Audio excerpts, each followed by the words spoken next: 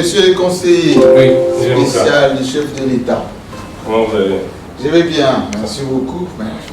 Félicitations pour le cadre. Hein? Merci, merci. On est là pour servir. D'accord. Comment ça va? Ça va. C'est un grand plaisir de vous recevoir dans notre installation. Quelle surprise! Oui, nous sommes très intéressés. D'abord, félicitations pour votre nomination à ce poste. Télé 50 n'était pas encore venu vous rendre une visite, on va dire, à domicile. Mais nous sommes vraiment agréablement surpris de la manière dont vous êtes installé. Alexis Kayembe, de Bampende, conseiller spécial du président de la République en matière d'infrastructure. Ici? Oui.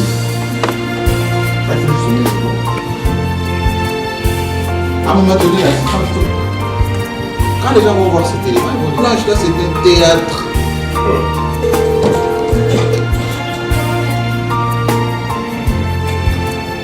Oui, je me rappelle parce que ça ne passait pas.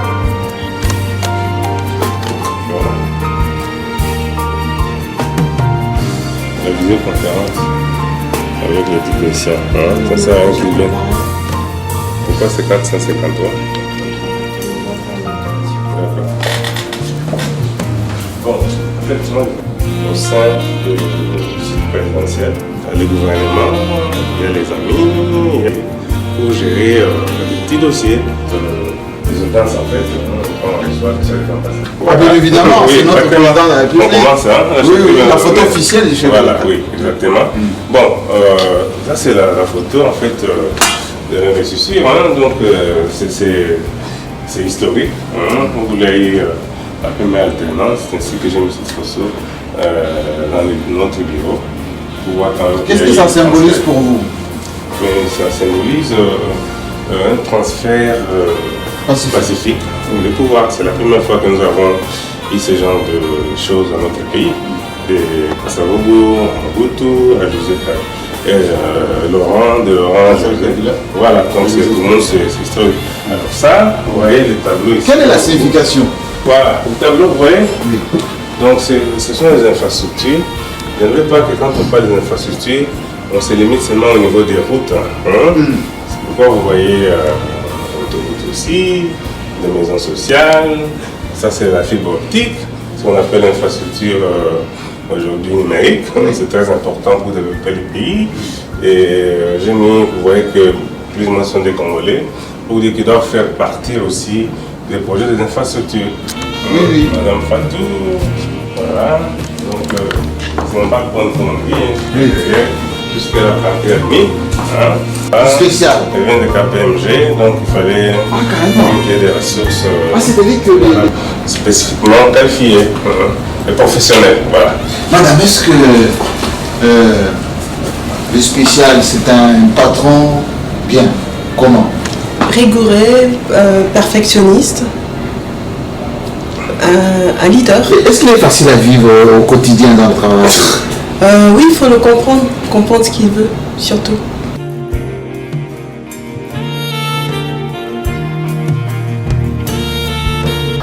Monsieur le conseiller spécial du chef de l'État, nous sommes ici au cabinet, dans ce bureau, votre bureau. Qu'est-ce que vous faites exactement? C'est quoi vos attributions? Ah, d'accord. Écoute, les attributions des conseils spéciaux aux infrastructures, c'est conseiller les chefs, faire des propositions sur la politique des infrastructures et tous les projets d'infrastructures. Pour le moment, je m'occupe beaucoup plus de ce qu'on appelle des projets, des grands travaux en fait, comme le projet de l'industrie verte qui est lié à la construction des grands barrages Inga, des projets de navigabilité sur les fleuves Congo et deuxième projet, troisième c'est projet de construction de eau en eau profonde banana que je travaille avec aussi des cabinets, y compris les directeurs des cabinets pour élargir en fait l'équipe. Et nous avons aussi d'autres projets qui sont en cours. Donc, 3 projets sont des projets qui sont beaucoup plus que soit au niveau des pré-exécution, soit qu'ils ont déjà des financements, ou bien nous sommes au niveau de négociation des contrats avec les partenaires. Mais en dehors de ça, il y a des projets moyens, par exemple comme le projet Chilejelu. C'est un projet que nous avons initié avec un secteur privé pour voir comment est-ce qu'on peut organiser des projets de routes qui vont coûter plus ou moins cher, 350 à 400 000 $ par kilomètre, en utilisant de nouvelles technologies de produits polymères. En fait, vous avez ce genre de projets aux États-Unis dans des résidentiels. Ici à Kinshasa, ça a été fait la première fois, je pense, au niveau de stade Saint-Raphaël. Si vous avez été à Kingaret, par exemple, c'est presque le même produit.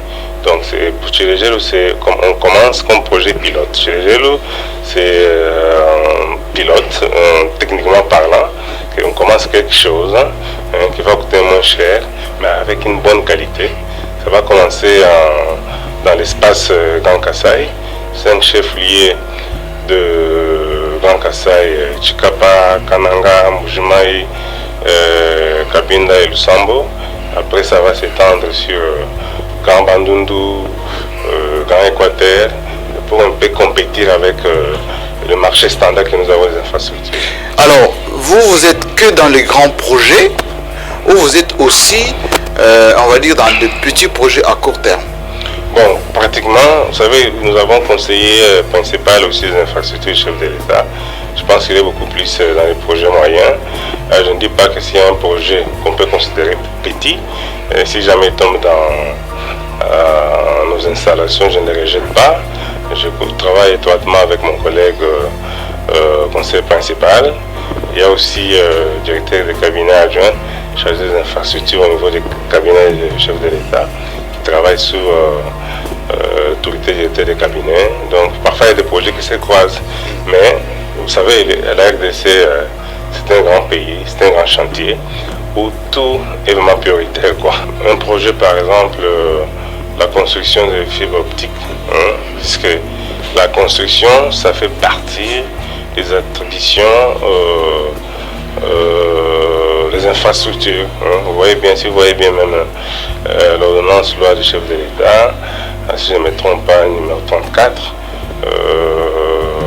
31 août 2020, si je ne me trompe pas, 2019 en fait, les attributions comme construction, utilisation, réparation, ça fait pas des infrastructures. Donc si on construit fibre optique, c'est une construction, ça fait pas des infrastructures, mais vous avez aussi les conseils spéciaux chargés des numériques qui pourraient voir la politique et d'autres aspects des contrats. Et nous ne sommes pas des ministres en fait, nous sommes là pour conseiller. Parce que vous pouvez déjà imaginer ici en RDC, je vois la plupart des correspondances, on copie les chefs de l'État. Même chef de division de tel ministère, s'il est fâché avec le ministre, il copie le chef de l'État. Donc le chef de l'État risquerait d'avoir sur sa table des tomes. Voilà. Oui, toutes ces correspondances. Donc, et c'est ça votre travail, de révisionner tout ce que le chef d'État est copié en votre matière. Voilà, donc en fait c'est l'organisation du cabinet qui reçoit. Il reçoit toutes les correspondances et puis il dispatche. Bon, mais les conseils spéciaux, comme ils dépendent directement des chefs de l'État, on peut qu'il y ait au président de la République en copiant les conseils spéciaux, où le président de la République peut avoir une correspondance directement. Il est souverain en fait. Soit il envoie au directeur de cabinet pour envoyer un ambassadeur itinérant ou envoyer un conseiller spécial ou un envoyé spécial aussi. Donc il est libre en fait. Mais il y a des gens qui nous contactent directement. Donc si c'est un projet qu'on constate qu'il faut qu'il y ait une collaboration avec des collègues ou un projet qui est déjà traité au niveau du gouvernement, on peut que relancer ou c'est un peu de faciliter les contacts avec qui les doit pour qu'il y ait des résultats. Ici en fait, l'important chez nous c'est ce qu'on appelle les délivrables. C'est pas beaucoup de discours, c'est délivrable en fait, c'est ça notre motto en fait.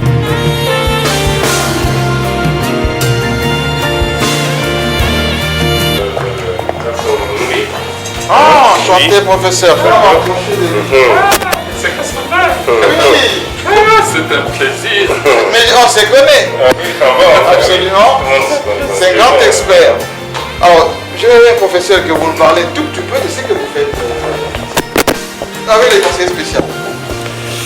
Bon, vous le dites bien, moi je travaille depuis la conférence nationale souveraine sur les énergies, etc., où je présidais d'ailleurs la commission aux forêts mines et énergie. Alors, j'étais chez moi quand le conseiller spécial, je ne sais pas qui lui a passé mon numéro, il m'a dit, passez à ce cabinet, il s'est passé. À ma grande surprise, il m'a dit que je sais que vous travaillez longtemps sur l'hydrogène. L'idée du pays est de commencer à utiliser notre potentiel hydroélectrique énorme. Comme vous le savez, nous sommes 3 pays au monde qui ont un tel potentiel. Du thé, j'écrivais à tous les premiers ministres, Matatampoyo, beaucoup, hein, même M. Lunga, je lui ai écrit qu'il faut transformer notre potentiel en hydrogène. Mais j'étais découragé parce que je n'avais jamais de réponse transformée en hydrogène. Mais c'est cependant, vous le savez, les Sud-Africains veulent nous acheter notre courant électrique à 2 centimes de dollars. Oui. Et les Angolais à 3 centimes, alors que nous le produisons à 4 centimes. C'est moins cher. Donc c'est à perte. Ils veulent nous passer ça à perte. Donc nous, parce qu'ils disent, si nous on ne prend pas, vous n'aurez pas d'investisseurs, parce qu'il faut des consommateurs. Mais nos conditions, vous ne le vendez à ce prix-là, à perte. Finalement, le président de la République a trouvé cette idée de valoriser ça en hydrogène. Donc je suis ici pour accompagner le président de la République à travers son conseiller. Alors, votre petit à quoi? À quoi, à moyen terme, c'est pour que nous produisions de l'hydrogène. Mais avant de vous expliquer, comme c'est important, c'est quand même heureux que nous ayons quelqu'un comme M. KMD qui fait appel à l'expertise nationale. Parce que ce sont des choses que tous les chercheurs de l'université, chacun dans son domaine peut faire. Mais nous sommes écœurés à l'université de voir que ce que nous savons faire, jusqu'ici, oui, on appelle nos collègues, même ceux avec lesquels on a étudié dans leur université, parce que comme vous le savez tous, nous avons été formés. Moi, à l'université de Lombaché, mais j'ai fait une formation approfondie en France. Donc, ce sont nos collègues même qu'on dépassé dans le cours, qui viennent, parce qu'on les appelle bureau international, même si ce bureau n'est que belge. On l'appelle toujours international, même s'il n'est que allemand ou américain. On l'appelle, on a appelé un bureau international, mais il est d'une nation, il est de la France, par exemple. Donc ça, il faut souligner. Et puis, sans tenir compte de provenance. Monsieur Kassungo, vous êtes de quelle provenance? Vous êtes de quelle tendance? Donc, ce qui compte, c'est la compétence. Il faut le souligner. Parce que nous perdons beaucoup dans ce domaine-là. Si vous avez le temps, je peux vous dire. S'il y a, par exemple, 100 chercheurs congolais qui attrapent le marché de l'Union européenne, par exemple, à 4 millions, par exemple, les Sénégalais ont attrapé le marché de gestion de l'eau à Kinshasa à 4 millions d'euros. Okay. S'il y a 100 Congolais chercheurs qui attrapent de tels marchés, ça nous fait 400 millions. Absolument. Versés dans nos comptes. Oui. Vous voyez. Alors, mais de la consommation sur place. Voilà. Mais jusqu'ici, ça va à l'étranger. Parce que nos compatriotes nous refusent. Alors, quand on a quelqu'un comme ça qui me donne un bureau de travail, qui me prend, moi, j'accompagne ce projet de faire de la RDC le nouveau Arabie Saoudite. Parce que l'hydrogène, c'est le carburant qui est en train de remplacer le pétrole. Oui. Parce qu'il s'épuise et parce qu'il est polluant. Il réchauffe la planète. Donc, le monde entier, depuis la conférence de Paris, a décidé de passer à l'électricité. 5 milliards. Oui, par an. Donc Vous voyez, moi, quand il m'a appelé, on ne se connaissait même pas. Pour moi, c'est un rêve parce que depuis, dis-moi, 15 ans à peu près, Kibambishinto est témoin. Je le disais, produisons de l'hydrogène. Alors, j'étais même un peu découragé que ça ne se fera pas. Maintenant, vous le faites, on est un peu limité. On avait juste maintenant, nous allons le généraliser aussi dans tout le pays. Vous voyez, notre pays, nous avons la cuvette centrale. Tous les cours d'eau descendent dans la cuvette, donc nous avons des rapides partout. Dans la cuvette, donc ça crée des rapides. L'idée est de faire la ceinture de production d'hydrogène sur tout le pays.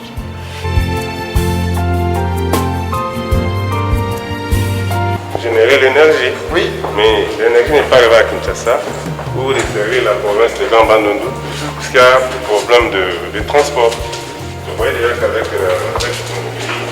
l'hydrogène. Président de la République, cabinet, président, bureau de coordination. Donc on est bien à la présidence de la République. Exactement. Ici, ce sont les installations de l'État congolais. Voilà. Il faut mettre ces photos pour que ceux qui viennent, ceux qui ne sont pas d'ici, on va accès à ceux qui sont à la présidence. Mais on va voir. Oui, exactement. Dans la ceinture, hein. Oui, là c'est le chef de l'État au milieu, les DG de SNEL et voilà, Jean Bosco Kayembo, Clément Mubiaï de Régie des eaux et l'investisseur égyptien qui va construire une usine de traitement d'eau à Kananga. Là c'est les jours où la société Fortescue, le salut, ont signé le protocole d'accord avec le gouvernement congolais. Donc ils ont été reçus en premier lieu par le chef de l'État, qui sont les investisseurs. À sa droite c'est le milliardaire Andrew Forrest, c'est lui. Et puis à gauche le chef, c'est le CEO, donc Chief Executive Officer.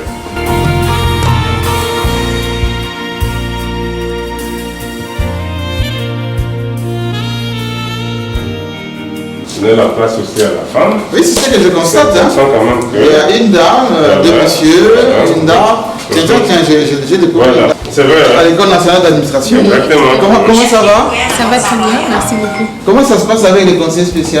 Ah, ça se passe très bien, j'ai ma chance ici. Je suis en train d'acquérir une nouvelle compétence. Oui. Alors, la formation qui est organisée à l'École nationale d'administration était assez, comme ils aiment dire ça en anglais, relevant pour ce secteur-ci des infrastructures et du travail qui est fait ici au cabinet du conseiller spécial aux infrastructures. Alors, comme il veut donner la chance aux jeunes, et en particulier vous êtes jeune, Alena, vous avez la chance aujourd'hui de travailler à la présidence de la République. Oui. Quel sentiment d'abord vous avez en tant que Congolaise? C'est un prestige et un privilège. Et puis, ça répond aussi à mes propres objectifs de développement personnel à travers l'acquisition de nouvelles compétences. Comme je disais, j'ai été affectée au ministère de l'Environnement et du Développement durable après ma formation à l'ENA. Et là, je travaillais plus dans le domaine de la logistique, donc l'élaboration des projets, des décrets et d'arrêtés. Et avec quelques contrats, bien sûr, de partenariat du secteur. Mais ici, j'apprends beaucoup plus sur les infrastructures, les types d'infrastructures qui existent, quels sont les projets prioritaires qui existent dans le secteur pour le niveau national ainsi que même dans les autres provinces lorsqu'il s'agit d'infrastructures qui relèvent de la compétence du niveau national. Donc je suis plus dans les contrats, les mémorandums d'entente lorsque ça atterrit. Est-ce que c'est en adéquation avec votre... Que c'est en adéquation avec la formation. Comme je disais, dans l'administration publique, j'avais plus l'opportunité d'appliquer les règles de logistique que j'ai appris. Et c'est du droit aussi, comme j'ai un background des juristes. Ici, j'ai l'opportunité d'appliquer encore un peu plus ce que j'ai appris à l'ENA. Oui, donc c'est pour moi une grande opportunité. Je me spécialise dans les droits des contrats, mais un type de contrat, les contrats de partenariat public-privé. Donc, et puis aussi, le milieu, il est bilingue, parce que la plupart d'investisseurs... Vous parlez anglais aussi ici? Oui, j'ai une bonne base. Avec... donc nous avons souvent... C'est spécial, vous dites que vous misez. On veut avoir des ressources qualitatives. Hein. Donc, vous voyez, par exemple le Rwanda, par exemple, c'est déjà un pays bilingue. Hein. En RDC, j'ai toujours dit que nous avons toujours l'impression de garder l'héritage des Français. Belges. Non, je parle de français, c'est la langue française. Oui. Donc vous pouvez voir des gens en train de taper sur la table. Chez nous, c'est le français. Or, en France, vous avez dit en France, donc sur 3 jeunes français, c'est que 5 parlent la deuxième langue. L'allemand. Voilà, tout ça. Donc vous comprenez.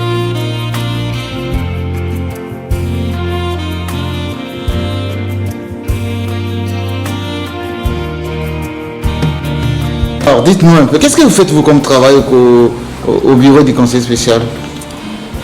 Moi, je suis dans la gestion courrier, entrant, sortant. Aussi, je fais la suivi de tout ce qui est conférence call. Je me rassure assez que tout ce qui est dit soit noté et fait rapport. Et il y a beaucoup de courriers qui arrivent ici? Oui, il y a beaucoup de courriers, il y a vraiment beaucoup de courriers qui entrent. D'accord. Alors, il faut un système d'informatique, de gestion qui s'appelle... Sans réseau, hein? Oui, Qualipro. Le logiciel qu'on utilise. Qualipro, c'est-à-dire quand on reçoit des lettres, automatiquement elles sont scannées au niveau de la réception. Quand elles sont scannées, donc chaque collaborateur il reçoit, on dispatche ça automatiquement. Donc il peut ouvrir le courrier à partir de son poste. Oui, voilà. C'est-à-dire qu'aujourd'hui, s'il y a un courrier qu'on ne trouve pas, on peut entrer et faire dans la zone de recherche. Jean-Marie Kassamba, Télé 50, vous avez une lettre, le système va générer automatiquement le machin. Alors, il y a les femmes, il y a aussi le monsieur. Alors, Monsieur. En matière d'intelligence, il n'y a pas de vieux. Qu'est-ce que vous faites ici au cabinet? Moi, je suis plutôt conseiller du conseiller spécial en matière d'aviation et tout ce qui est politique reportage. Ah d'accord, c'est-à-dire que même ce qui est aussi aviation, tout ce qui est... vous par exemple, les infrastructures aéroportuaires, la sécurité aérienne... Étant ancien pilote moi-même, donc je suis plus experté dans ça. D'accord. Est-ce qu'on est toujours un trou noir, la RDC?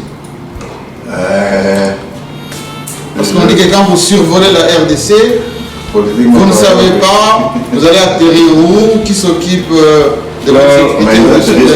Les gens atterrissent. Non, peut-être auparavant, oui, là, il y a eu le projet de la page, Sénat, tout ça, pour aider la RDC à entrer dans le trafic international, de façon que tous les vols internationaux qui passaient sur l'espace aérien congolais. Oui, projet par exemple avec le GoPass de moderniser nos aéroports avec les systèmes de navigation, etc. Vous en occupez aussi, c'est dans le programme? Non, pas du tout. Nous, c'est en fait, on a besoin d'un aéroport. Oui.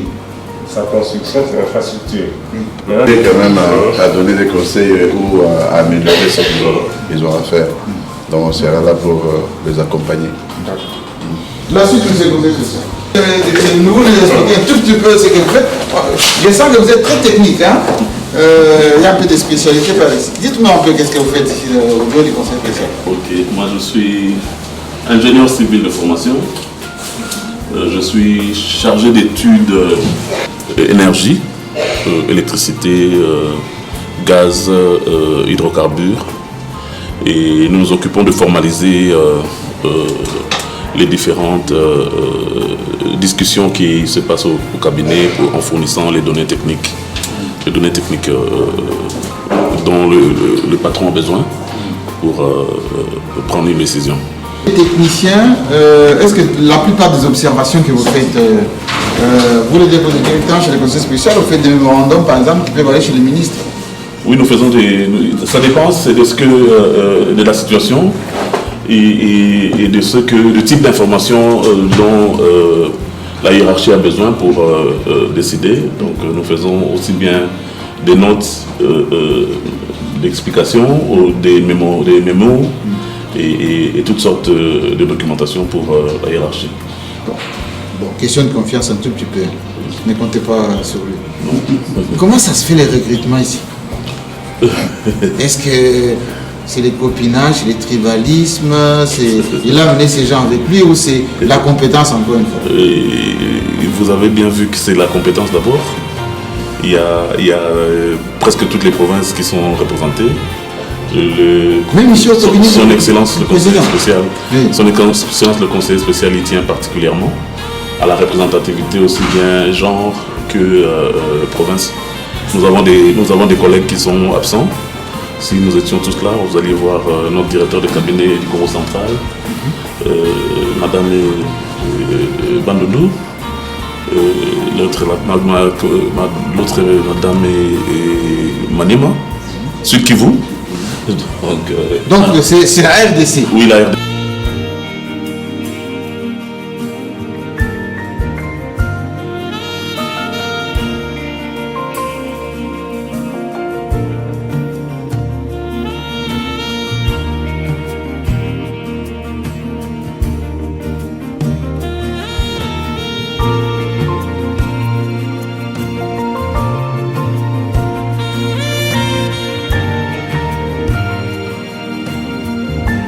Nous parlons beaucoup plus des infrastructures intégrées.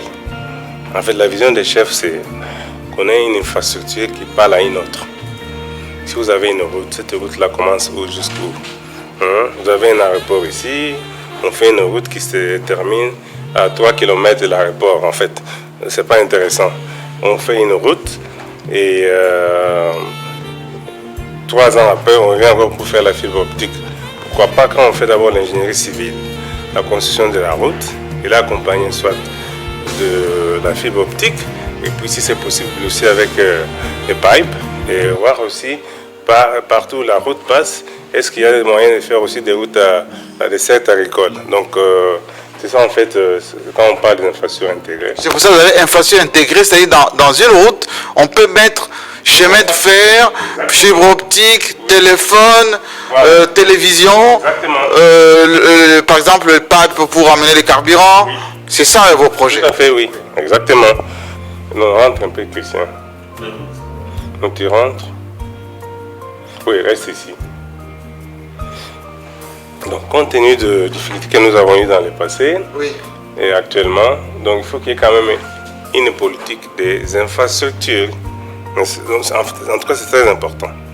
Donc, il faut développer une infrastructure intégrée qui réponde aux besoins présents, aux besoins futurs. Pourquoi je dis ça? Vous allez construire, jeter un pont, c'est avec les camions de 36 tonnes et le truc va lâcher plutôt. Donc, il faut déjà réfléchir quand on fait les infrastructures que nous avons dans la tête, que ça doit être une infrastructure de demain, de manière qu'on ne revient pas encore deuxième fois pour faire encore un autre pont qui va nous coûter très cher.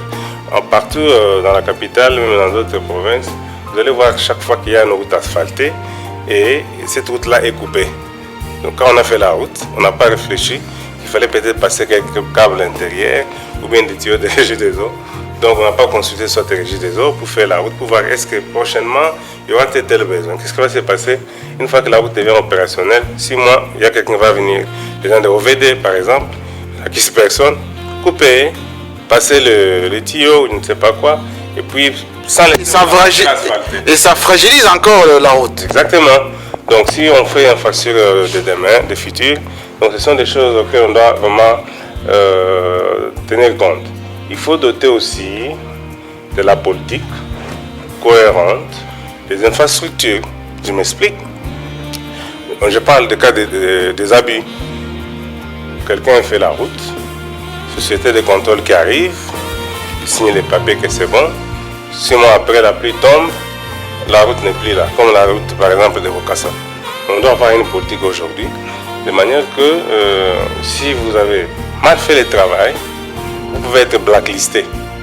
Blacklisté là, dans un système pour vous permettre de ne plus revenir encore faire les infrastructures. Comme ça, c'est comme une discipline. Et ce sont les clauses qui peuvent entrer dans les contrats d'attribution des marchés. Absolument, absolument. On peut aller plus loin, pourquoi pas aussi légiférer. De manière que ça devient standard. S'il y a les Chinois ou il y a Indiens ou Congolais qui font une route à l'Est, ou tout ça, tout le monde est couvert par la loi. Donc la troisième partie, c'est mettre en place la stratégie nationale des infrastructures. Donc on doit aussi avoir les stratégies.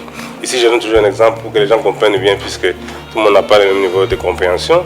Donc, si nous faisons des routes qui sont rentables, la stratégie aujourd'hui, c'est peut-être laisser les sociétés privées qui viennent financer des routes avec un modèle économique BOT, de faire ce travail-là, au lieu de se disputer avec Office des routes, avec OVD, Comme ça, les infrastructures peuvent être financées par les bailleurs de fonds, les partenaires comme Banque mondiale. Ils peuvent faire des routes qui sont non rentables. Puisque le commercial, lui, s'il veut faire chemin de fer, il va vous parler seulement d'île localisée, Matadi, Kinshasa, parce que c'est déjà rentable. Mais à l'intérieur de la RDC, où c'est enclavé, là, l'État peut intervenir, ou les partenaires... Peut-être avec la politique de péage, par exemple, pour rentabiliser. Oui, puisque le commercial, le privé a toujours voulu voir là où il y a déjà la lumière dans les tunnels. Il dit, là, je mets mon argent, puisque des projets plus ou moins bancables.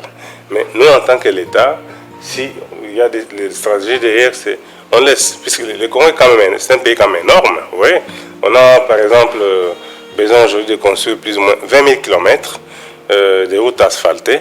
Donc, si quelqu'un veut faire 500 km, 300, c'est pas trop, mais c'est déjà quelque chose. Ouais. Donc, on laisse les privés qui peuvent mettre de l'argent, financer un modèle BOT, PPPP, le faire. Là où il n'y a pas intérêt des privés, l'État aussi peut intervenir. Que c'est disputé sur une infrastructure. Et mettre en place des études de gestion, c'est que vient de diagnostic sectoriel. Et ça, oui, ça c'est important. C'est important pourquoi? C'est la façon de gérer en fait nos infrastructures. Partout en Afrique, dans le monde, quand c'est l'État, il faut forcer les gens. Les gens pensent toujours que c'est pour l'État. L'État, c'est comme une poubelle. Vous voyez ce que je veux dire? Mais qu'est-ce qui va se passer? Une route qui est faite ou un chemin de fer dans une province, une place un peu isolée. Soit quand on amène le carburant pour alimenter les générateurs, ces gens-là peuvent vendre facilement aussi les carburants et puis ça s'arrête. Ouais. Mais quand vous avez certains outils de gestion, comme on dit, on voulait mettre quand même le peuple devant tout pour aussi qu'il contrôle, qu'il sache que non, c'est l'argent des contribuables. Une gestion citoyenne des infrastructures. Prenez un exemple où un agent, je ne sais pas, de société d'État ou privé est tenté de vendre les carburants par exemple. Donc avec l'avancée de la technologie, quelqu'un qui passe par une photo, il lance ça sur les médias sociaux, que voilà, je suis sur la RN1, les messieurs sont en train de vendre les carburants, voilà, tout ça. Donc il y aura quand même des contraintes en fait. C'est pour mettre quand même des mesures de mesures en place pour stopper un peu les antivaleurs. Renforcer les cadres réglementaires. C'est au niveau des parlements, des institutions. Ça, c'est beaucoup plus institutionnel. Donc c'est un travail qui doit être fait au niveau de l'Assemblée nationale, au niveau du Sénat. Il faut que des lois existent en fait. On voudrait avoir dans le domaine stratégique quelques législations renforcées qui reflètent la réalité aujourd'hui, de façon qu'il y ait quand même des retombées positives. Alors la suite de la manière dont vous pouvez présenter cette politique d'infrastructure nationale. Ça, il va jusqu'à Kikwit. Kikwit jusqu'à Chikapa, c'est déjà asphalté. Au moment où on a imprimé la carte avec Bachamba jusqu'à Chikapa. Le Chikapa, pourquoi c'est la couleur verte? C'est un projet qui a déjà les financements. Là, c'est l'Union européenne en fait qui finance. De Kamwesha jusqu'à Kananga. Alors de Kananga, je pense qu'il y a une deuxième phase, Kananga-Mbujimaï. Vous avez déjà un projet qui a été signé, un contrat avec les Égyptiens pour faire 185 km de Kananga-Mbujimaï, de Mbujimaï jusqu'à Moneditu. Vous voyez, c'est pas asphalté. C'est continuer avec la RN1 jusqu'au niveau de Kankatanga. Donc la couleur noire là, c'est en fait, ce sont les seules routes que nous avons déjà, que nous avons en RDC, qui sont déjà asphaltées, qui représentent plus ou moins, si je ne me trompe pas, 7%. Donc vous voyez un pays comme le nôtre, donc 7-8% de routes nationales asphaltées, donc c'est pas assez. Donc ici les besoins c'est d'aller jusqu'à 20 000. 20 000 km de routes asphaltées. Oui, en fait c'est les projets en fait, c'est les projets. Donc il faut commencer quelque part quoi. Donc comme je vous dis, c'est très important. Pour un pays, pour le cabinet comme celui-ci, on travaille d'abord sur les projets, puisque la formule a toujours été simple. Projet plus investissement, ou bien projet plus financement égale réalisation. Donc, il y a des moments où on reçoit des investisseurs, qui ont de l'argent, ils vous demandent les projets. Mais s'il n'y a pas de projet, et avec soit études, donc c'est difficile. Alors, je pose cette question, c'est très important. Vous nous montrez là la carte nationale avec ses besoins en asphaltage de 20 000 km de routes. Mais on dit très souvent que la RDC n'a pas de projet bancable. C'est-à-dire que les gens qui ont des investissements, quand ils arrivent chez nous, on n'est pas comme les Rwandais, comme l'Afrique du Sud ou comme le Nigeria, qui présentent des projets rapidement bancables et notre argent est souvent resté dans les tuyaux sans qu'on arrive à consommer. Est-ce que cette politique a changé? A changé. Nous, quand nous sommes arrivés, en fait, nous avons trouvé pas mal de projets qui n'ont pas d'études. Hein. Mais maintenant, il faut comprendre, c'est dans quel contexte. Donc, il y a certains projets qui ont déjà été réalisés avec études, mais maintenant, ça dépend de quelle banque. Certaines banques internationales, quand on amène les études faites par les Congolais ou par les cabinets congolais, souvent, ils disent que ils qualifient ça comme des pré-études, que ce n'est pas études. Donc, il faut toujours des cabinets surtout européens qui doivent valider ce genre d'études. Ça, vous avez par exemple le cas de la BAD. Il existe toujours les études faites par les Européens. Bon, les Chinois, quand ils viennent, ils n'ont pas besoin d'études et eux-mêmes, ils font études. Le seul inconvénient, c'est la même société qui fait études, c'est elle qui finance. Donc, il n'y a pas mal d'indépendance pour faire contre-études, en fait, avoir une opinion beaucoup plus objective pour voir si le projet est surfacturé ou quel est le niveau de la qualité qui peut être compromise, en fait. Donc, je ne dirais pas qu'il n'y a pas d'études. Les études, il y en a qui ont été des projets qui ont été, par exemple, financés par le privé. Il est parti chercher de l'argent, il n'a pas eu la chance et nous avons les études. Donc je ne dirais pas que c'est 50-50. Est-ce que nous avons des projets qui ont déjà les études en RDC? Oui, il y en a. Maintenant, ça dépend dans quel secteur, en fait. Vous nous avez un peu rassuré, on va dire, de la manière dont les choses s'organisent en termes d'infrastructure, en termes d'installation ici, en termes d'organisation. Est-ce qu'il y a des détails ou plutôt un graphique qui synthétise un peu la politique des infrastructures et l'orientation que vous voulez donner en conseil, bien évidemment, auprès du chef de l'État? Bon, d'abord, je voudrais terminer avec cette courte présentation. Oui. Ça, j'aimerais dire ça au niveau de la conclusion de ma présentation, puisque j'ai parlé d'infrastructures routières. Oui. Ce qui est important aujourd'hui, c'est quoi? Au niveau des infrastructures intégrées et des grands travaux, je vous ai parlé de port en eau profonde. Des bananes. C'est un projet qui va commencer bientôt sous l'impulsion des chefs. Nous sommes en train de finaliser en fait les contrats. Les contrats existaient déjà, mais les chefs d'État avaient trouvé que ce n'était pas à l'intérêt de la RDC. C'était mal négocié et on perdait beaucoup plus la souveraineté. Il a tapé sur la table que non, voilà, je vais voir telle clause changer. Donc nous sommes presque à la fin. Et nous avons port en eau profonde. Il y a les grands projets de Grand Inga qui tombent dans des projets d'industrie verte avec Australiens. Et en dehors de ça, vous avez aussi les projets de navigabilité du fleuve Congo. Mais là, vous voyez ici, ça c'est un projet qui est encore phase 0, mais c'est très important. Pourquoi? Puisque la plupart des pays étrangers ou voisins, ils font leurs projets sur la RDC. Ah bon? Mais oui, donc comment ils doivent développer leur pays, donc en RDC, sur tout ce que nous avons comme des ressources. Hein, donc nos ressources, même notre population qui consomme, les pays voisins font leurs projets en fonction de nous. Ça a toujours été le cas, je ne cite pas les pays ici. Mais ce que je vous dis ici, c'est quoi? Vous voyez cette carte, hein, vous voyez en bas, ça c'est le Grand Katanga, pour ceux qui ont encore la carte dans leur tête. Mais la plupart des matières premières, aujourd'hui, ils sont beaucoup plus expédiés vers l'Afrique australe. D'accord? Mais nous aurons maintenant les ports en eau profonde. À Banana. À Banana. À l'ouest. Donc, Kolwezi jusqu'à Durban, c'est plus ou moins 3700 km. Vous voyez? Et Mozambique, 3400, 3200, d'ailleurs ça mes consorts. Mais Kolwezi jusqu'à Banana, c'est 2200. C'est moins. C'est moins, voilà.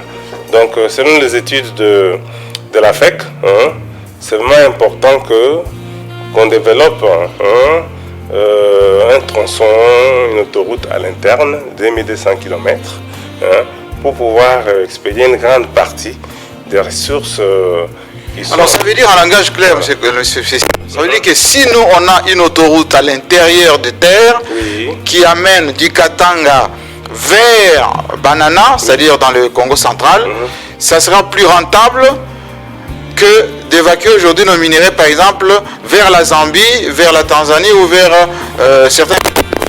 Exactement. La coopération régionale et la relation de bon voisinage exige. On ne dit pas qu'on va fermer les frontières, on ne dit pas qu'on va priver les pays amis, frères, voisins, mais c'est important quand même qu'une grande partie de la production minière aille vers l'ouest, comme à l'époque de Mobutu, où les matières premières étaient acheminées par les chemins de fer jusqu'à Ilebo, on met sur le bateau qui arrive jusqu'à Kinshasa, voilà.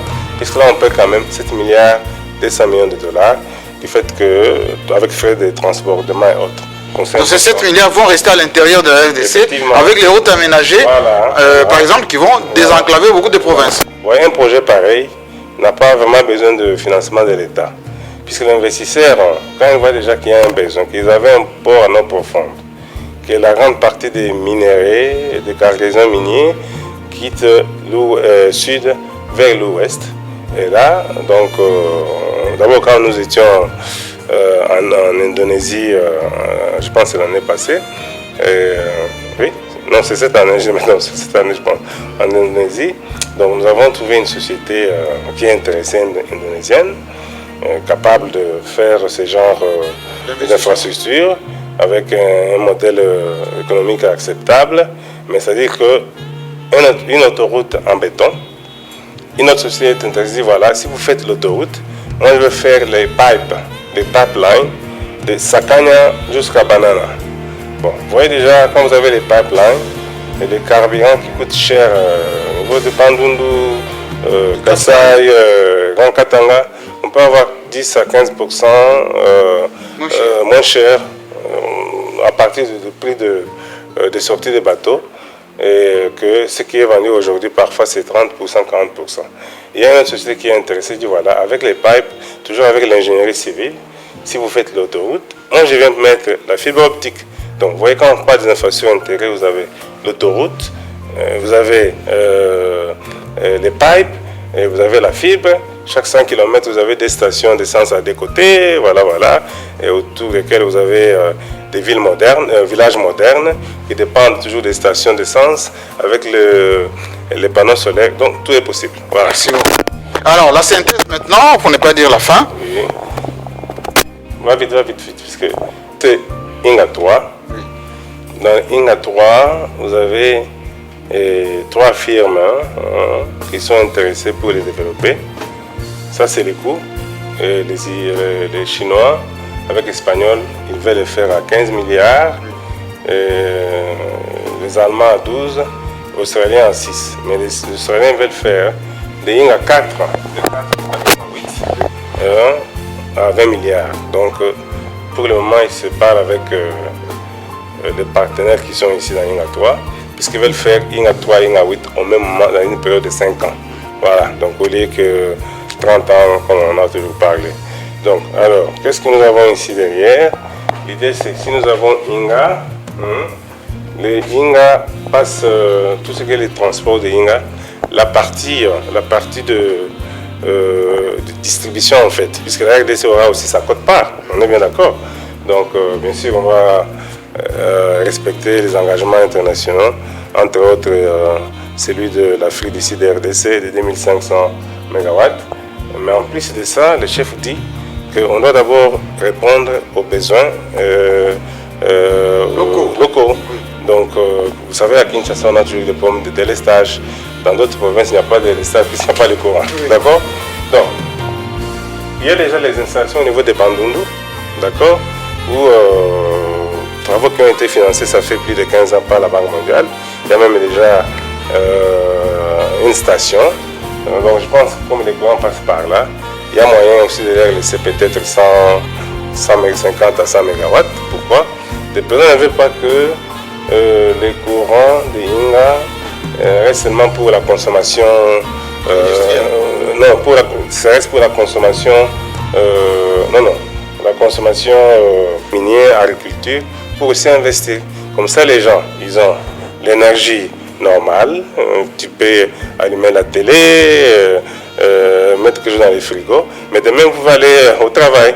Et pour aller au travail, il faut avoir un investisseur. Pour qu'il vienne, il faut qu'il y ait des conditions. Ces conditions-là, je pense que l'énergie, ça fait partie d'une condition primordiale qui va permettre. Aussi, il y a aussi au niveau de Tchimboulou. Tchimboulou, pourquoi? Puisque c'est prévu. Hein? Voilà, exactement. Tchimboulou, donc on peut aussi avoir peut-être 300, 400, ça dépend des études, pour desservir les Kasaï, aller jusqu'au niveau de Sankuru, aller jusqu'à Maniema, Maniema va jusqu'à Goma. Donc si nous avons 500, 600, hein, vous voyez déjà que les grands Kasaï, l'Est, voilà. Et d'ailleurs, ça peut aussi être comme une des réponses aussi pour répondre à l'instabilité à l'Est. Donc, la plupart des gens qui n'ont pas de travail, s'il y a plusieurs multinationales qui arrivent pour investir dans les mines surtout, je pense qu'on peut récupérer pas mal de jeunes qui sont en train de s'aventurer dans des brousses pour faire, je ne sais pas, la guerre, tout ça là. Donc l'exemple typique c'est au Katanga, s'il n'y avait pas l'énergie, il n'y aurait pas de boom, oui ou non? Absolument. D'accord. Donc nous, dans d'autres provinces, que ce soit Grand Bandundu, de Bandundu, il y a aussi la possibilité d'amener ça jusqu'au niveau des Grands Équateurs. Donc si nous avons l'énergie de Inga, passer jusqu'à Bandundu jusqu'à l'Équateur, de Tchimboulou, Kasaï, Maniema jusqu'à l'Est, du moins, donc on peut déjà résoudre un grand problème, puisqu'il ne faut pas oublier que selon les études de PNUD, nous avons plus de 777 sites où on peut aujourd'hui développer des micro-hydrauliques de 1 méga, 2 mégas, 0.5, 0.6. Donc voilà à peu près au niveau de ça. Merci. Nous avons Inga, nous avons Port en eau profonde, nous avons les écluses, c'est la navigabilité sur le fleuve Congo, pour que les bateaux quittent Matadi jusqu'à Kinshasa, de Kinshasa, ils peuvent aller jusqu'à Kisangani, jusqu'à Ilebo, jusqu'à Mbandaka, jusqu'à Lusambo, vers Kupit. Ça va permettre la mobilité de cargaison, si vous voulez bien, où l'importation va coûter beaucoup plus moins cher, puisque le transport fluvial, c'est le transport le moins cher du monde. Merci beaucoup. Merci beaucoup. Je pense qu'on a fait vraiment le tour. Moi, je voulais vous remercier énormément de cette présentation, on va dire très détaillée à la fois de la manière dont le bureau ici du Conseil spécial du président de la République en matière d'infrastructure travaille, ses équipes, mais aussi les grands projets intégrés qui ont été présentés. Nous reviendrons encore cette fois-ci dans nos studios avec beaucoup plus d'explications des politiques générales et quelques exemples, etc. En attendant, je vous remercie beaucoup. Merci, c'était un grand plaisir. C'est important que la population congolaise sache le travail qui est en train de se faire au niveau de la présidence de la République. Donc, le chef de l'État travaille 24 heures sur 24 heures pour vraiment transformer ce pays. Donc, nous sommes à ses côtés pour amener notre contribution. Cela d'ailleurs, on dit qu'un leader doit être entouré. Donc, je ne suis pas le seul. Il est entouré avec d'autres collègues de grandes valeurs que vous allez découvrir dans l'avenir. Donc le travail s'est fait, mais on ne veut pas vraiment faire de bruit. Il faut commencer quelque part. Les grands travaux ne se réalisent pas du jour au lendemain. Il y a des étapes. Il faut études, il faut négocier des contrats, il faut des réalisations. Donc il y en a qui vont dire peut-être que voilà, il faut passer le Somanzela, passer ceci, cela, bien sûr. Mais un grand pays comme la RDC, on ne développe pas, j'ai toujours dit, avec des petits projets. Il faut aussi des grands projets. Si vous demandez les ressortissants des Congo central, ils sont contents que nous avons les ponts Maréchal. Mais ces ponts Maréchal, à partir du moment de conception jusqu'au niveau de l'inauguration, donc il n'a pas fait 2 ans. Hein, mais merci beaucoup. Rendez-vous dans nos studios. Merci à vous. À très vite.